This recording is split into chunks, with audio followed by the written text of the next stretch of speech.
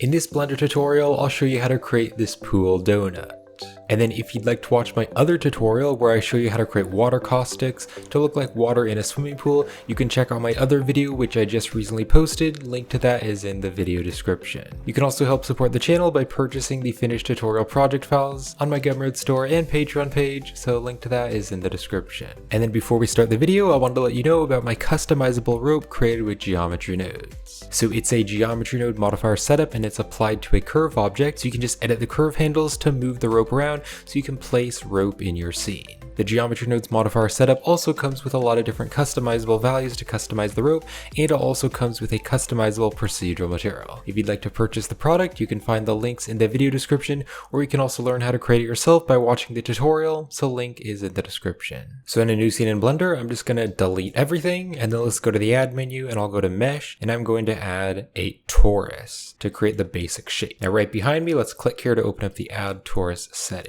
And on the major segments here, I'm going to turn this to 256. So 256, so it's pretty detailed. And then here on the minor segments, I'm going to turn this up to 60. So now you can see they're about a square shape and we have a nice round smooth torus. And then also I want to change the major and minor radius to change the size. So on the major radius, I'm going to turn this to 0.75. And then here on the minor radius, I'll turn this to a 0.3. So now you can see it's quite a bit more thick. And that's the size that I like for the pool donut. So I can close those settings. Let's save our project. So I'll click on File and Save, and just save that project on your computer. Now what I want to do is create a little crease to look like kind of that mold of the plastic. And then I also want to create some little creases or wrinkles back and forth to look like the tube has been inflated. So what I'm going to do is duplicate the object by hitting Shift D and then just hit Escape so it stays where it is. And then in the outliner, I'm going to rename the second torus to Torus Low Poly. And then here on this other torus, this one is going to be called Torus Sculpt. So we have the sculpt one and then the lower poly one, because after we sculpt it, we still want to have lower poly geometry so that we can like do the texture painting and it won't be super detailed. So we're going to have a low poly one and a high poly one, and we're going to bake the sculpting details to the lower poly torus. So here on the Torus Low Poly, let's just click on the eye here to hide it. So now on the torus sculpt, let's hit Control 3. So Control 3 is going to add the subdivision surface modifier with 3 levels, and make sure that render and viewport are both set to 3, and then click on the dropdown and apply the modifier. So now you can see this is very, very detailed, so we can sculpt on this. So now let's just use the object context menu and shade the object smooth, and then we'll click right over here to go to Blender's sculpting mode. And then what I want to do is turn on the X symmetry and also the Y symmetry. And so that way when we sculpt just on one side, it'll mirror it over to the other side. So we actually only have to sculpt a quarter of the pool donut. Now I'm going to be using my Wacom pad tablet to do the sculpting because sculpting is a lot easier with a drawing tablet. So if you do have a tablet, then I'd highly recommend that you use it. You can use your mouse, but it's just going to be a little bit hard to do the sculpting. And also if you're interested in purchasing a drawing tablet, then I will have some Amazon affiliate links in the description to some tablets that I recommend. So if you purchase a tablet through one of those links, then I'll earn a small commission, but it won't cost you anything extra. And if you are a beginner to sculpting, then definitely check out my Sculpting for Beginners tutorial. Link is in the description. So what I want to do here is click on this one here, and this one is the crease sharp. So just click on the crease sharp brush, and we're going to use this to create kind of that crease there, which is coming out along the end. And then you can hit the F key to make your brush smaller. So now you can see if I just click and drag along here, that's going to add that crease. I'm going to hit Control Z though. What I'm going to do is click on the plus here, and that way when I sculpt, it's going to push it out instead of bring it back in. And then also what I want to do is make a stabilized stroke. So if I click here on the stroke settings, let's click on stabilized stroke. And this way, when I just kind of sculpt along here, you can see the stroke is much more smooth. And I think I'll turn the strength up a little bit bigger to maybe like a 0.8. So let's just try that. That's a little bit better for the strength.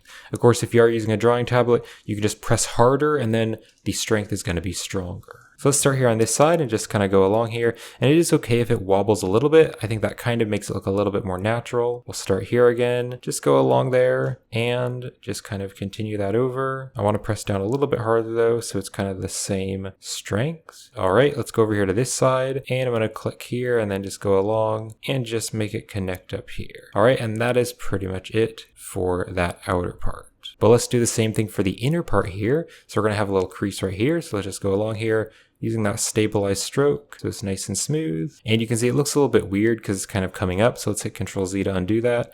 Let's just try that again. Let's go along there just like that. All right. And then right here, go along there and kind of merge that together. All right, and that is it. So we now have that inner loop and then that outer loop. And so those are like the creases in the mold when creating the pool donut.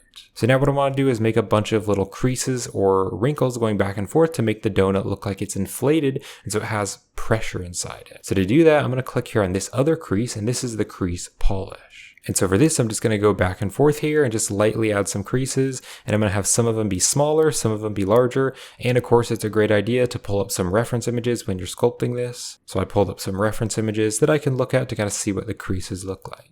So looking at the reference images, I can see that some of the creases are like a lot smaller, and then other creases are a lot larger. So I'm just going to make a few smaller ones and a few larger ones. I can also make the strength a little bit stronger. And then also it seems like the creases are kind of thin as they go up here, but then as they get more towards the center, they're a little bit thicker. So I'm just using the pen pressure on my drawing tablet and kind of pressing harder in the center.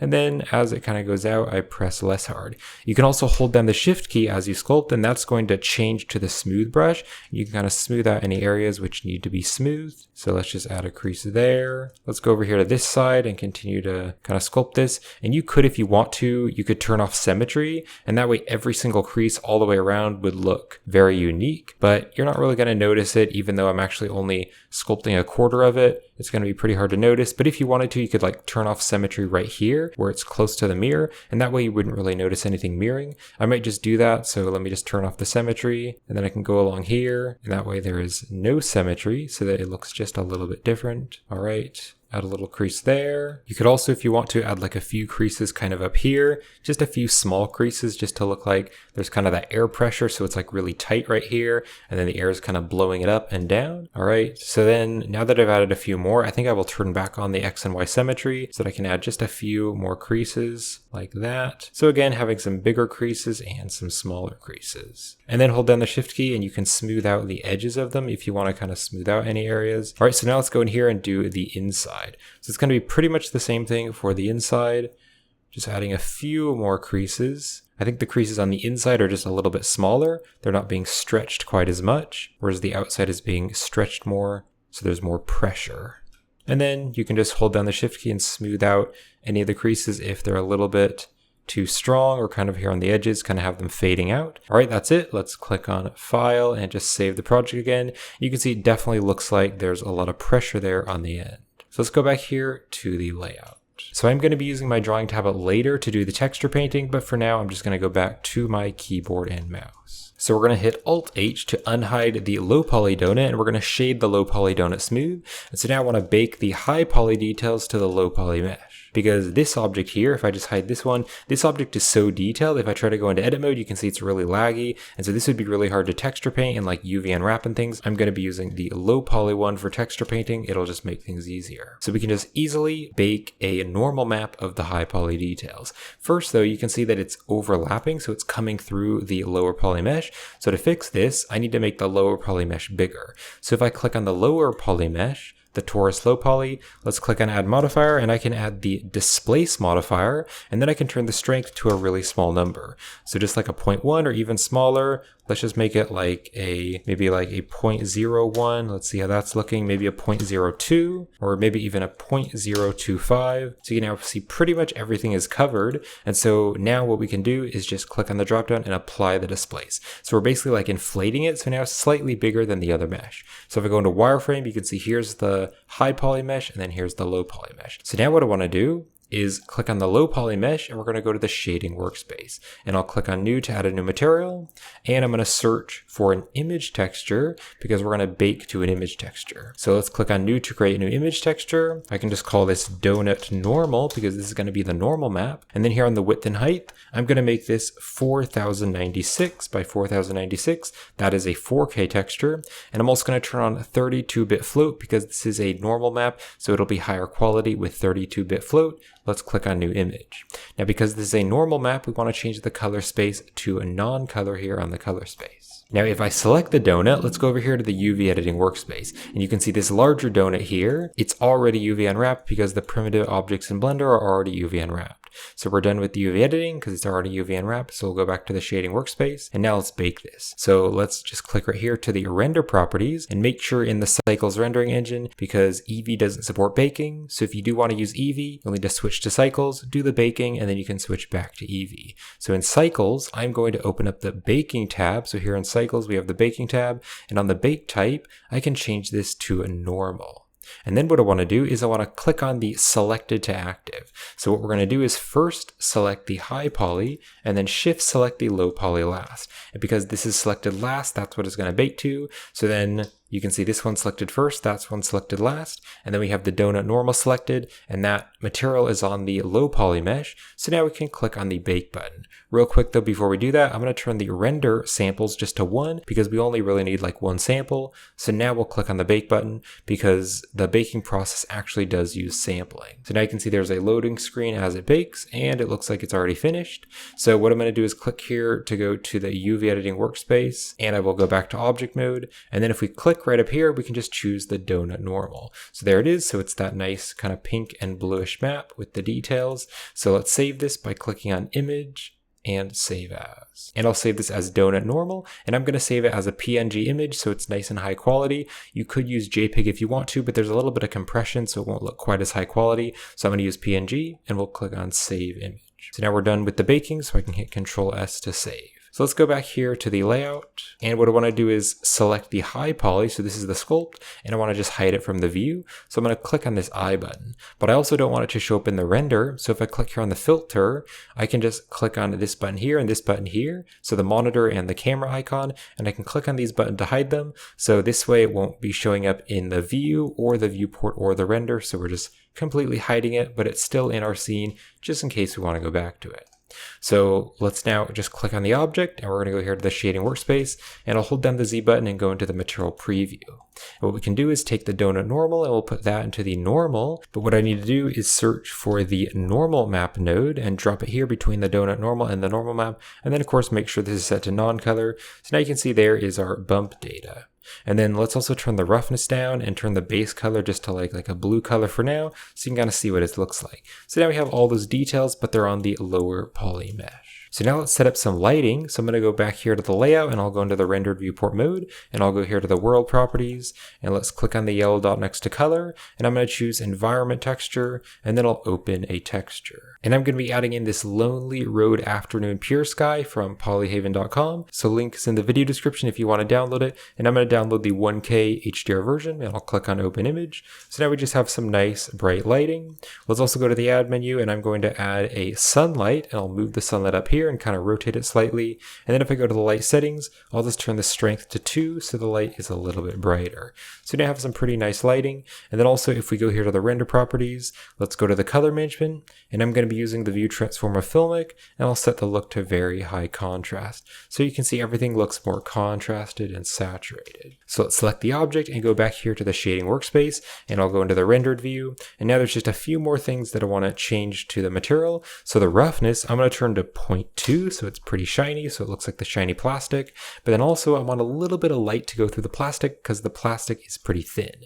So if I open up the transmission here, if I turn the transmission up more, you can see more and more light is going through the object. So if you wanted to, you could make this like a light color and kind of have this be like a clear donut. So if you wanted to, you could make it like a clear plastic. But what I'm going to do is turn the transmission to a 0.2. And this way, just a little bit of light is going to go through. So you can see right there, it just looks a bit more like that very thin kind of plastic. So a little bit of light is going through the mesh, but it is pretty subtle. So now I want to be texture painting on the surface to actually kind of add that donut look. You could texture paint many things like little dots, or you could paint like a swirly kind of wiggly texture or stars or whatever you want to do. But I'm going to be texture painting like a classic donut with sprinkles and icing. So I'm going to go to the add menu, and I'm going to search for image texture. I will drop this here, and let's click on new to create new image texture. And I can just call this one donut color. Now in the width and height, we'll leave that how it is. And then we can just turn off 32-bit float because I don't want to use the 32-bit float. This is just a color map. And then use 4K for the width and height. Now on the color here, we can create a base color. So I'm just going to make kind of like a nice bright, kind of light orange, kind of peachy tannish color to look like a donut. All right, and then Let's make this maybe a little bit darker, maybe a little bit more saturated. Something like that's probably pretty good. Maybe just slightly more orange. And then I'll click on New Image. So now the color can go into the base color. And then also we already UV unwrapped this, or it was already UV unwrapped on default. If we go to the UV editing workspace, you can see it's already UV unwrapped. So we can just go straight to the texture painting. And then also if for some reason you're previewing the normal, if you for some reason can see the normal in the texture painting workspace, make sure you click up here and choose the donut color so we can paint on that. And then what you could do to select this color again is you can press Shift X. So if you press Shift X, that'll sample that color with the color picker. So I want to be able to use this color just in case I need to use it to kind of erase anything that we painted. So what I'm going to do is click here on Color Palette. We'll click on New to create a new color palette, and then I can click on the plus here to add that new color. So that way if we paint the icing, but then we want to erase it, we can go back to the base color.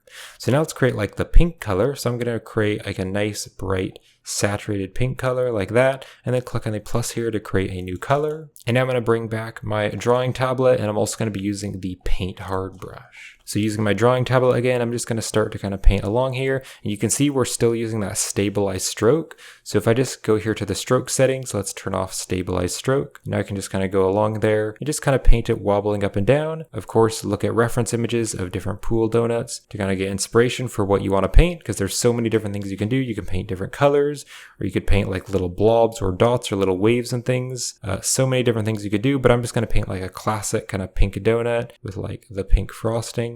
So I'm just going back along here. And then if for some reason you painted an area where you don't like the pink, you could just press Ctrl Z to undo a spot. Let's say I paint here and then I don't want that. Well, what you could do is just click here on the color palette, and then you can go back along here and just paint back the base color. That's an easy way to just kind of erase some areas. So I'm just going to go along here on the outside at first. All right, all the way around like that. And if you wanted to, you could use the X and Y symmetry. You can see if I turn on the X and Y symmetry, if I just start to paint here, you can see that's just covering that area.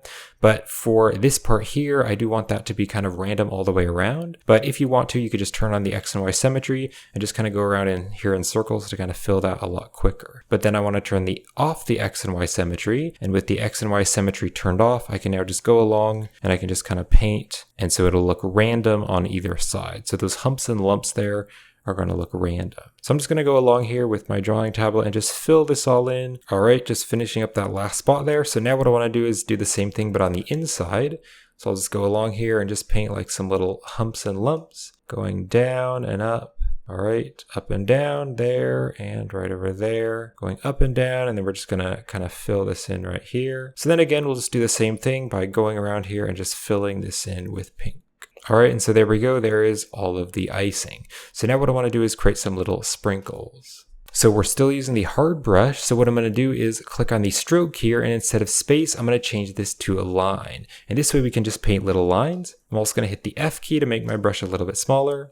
So now what we can do is just make the different colors. So what I'm going to do is first add a white color. So I'll just change this all the way to the very white. And then I can just kind of click along here and let go. And you can see it's going to paint like a little sprinkle shape. And it's nice that the edges are nice and round. So I'm just going to go along here and just paint like random sprinkles, kind of rotate in different directions. Some of them can be bigger, some of them can be smaller, but I don't want to paint too many of the same color. So after painting white, I'm going to do like a red color.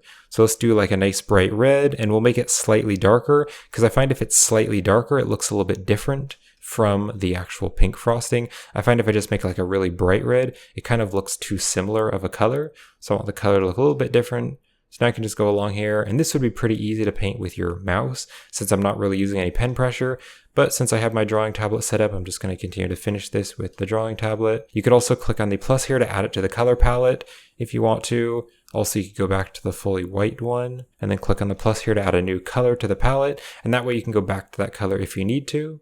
So now let's make like a bright blue color. Let's paint that and see what color that is. So I'm going to add it to the color palette. And then I'll just go along here and add a few more sprinkles. So some thinner ones, some longer ones. You could also just add some little dots by just tapping if you wanted to. That would be kind of cool if you want to. I actually think I really like that, so I'm just going to do that. So in a few spots here and there, I can just kind of tap to add just a few dots. I kind of like how that looks. We can also go back to our different colors in the color palette You just add a couple different colored dots, so a few red ones, and we can also choose white and just add a few white ones. And then also what I want to do is add like a purple color. So let's make it like a really strong purple, kind of like a bluish purple, so that it looks a little bit different from the pink. And we can go along there, add it to the color palette as well, so we can go back to it if we want to. We can just add a few more of these. And then another color which is going to look quite different is going to be like a yellow color. And the yellow is really different, but I think yellow works really well with kind of the pink and the other colors, especially because yellow and purple or yellow and pink are like complementary colors. All right, and that is going to be it for the texture painting. So what I want to do is save this image, because if we don't save the image, then when we close Blender won't save the texture. So we'll click on image and just save this. And I'll just save this as donut color PNG with my other files, and I'll just click on save as image. So now I can go back here to the layout.